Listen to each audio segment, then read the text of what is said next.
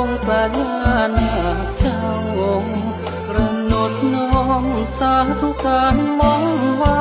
บูชาไหว้องค์เจ้าองค์นาคเจ้าผู้บุญทำกรรมดีที่สร้างไว้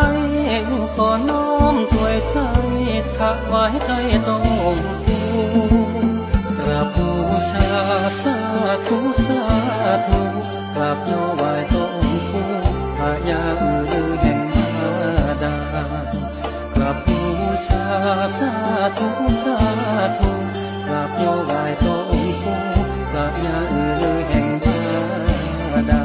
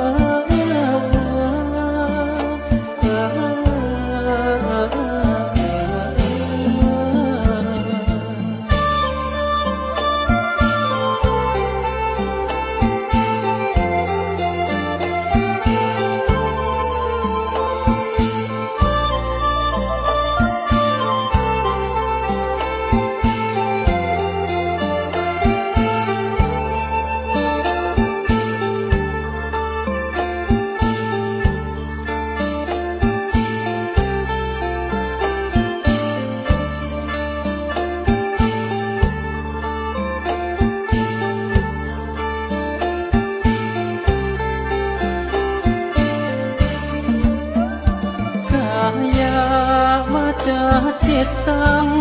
เอหิสังขังอาหังวันทาปูเชนีสุพิธีพรีกรรมบำบวงสรวงข้าลูกหลานทั้งปวง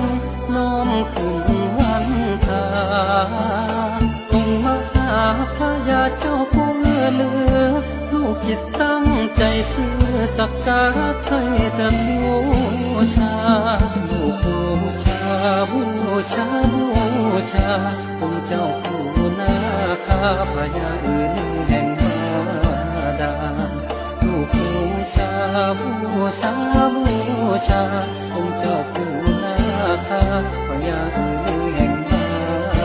ดา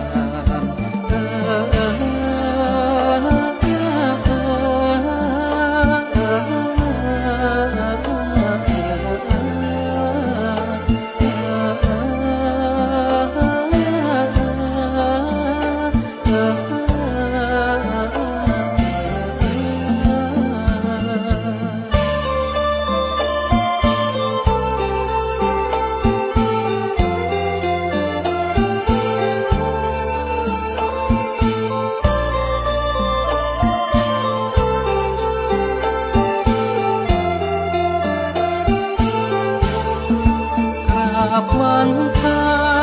บูชาคุณถวายบุญหนุนส่งวิญญาให้ลูกหลานผู้ได้มา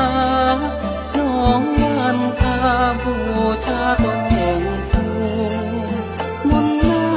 คาซอยดันยูมนต์องค์ผู้สู้คำจำเจริญพรวิงวอนอัญเชิญองค์เจ้าผู้อัญเชิญประทับไทยเสียงบูชาขอพรวิงวอนอัญเชิญองค์เจ้าผู้อัญเชิญประทับไทยเสียง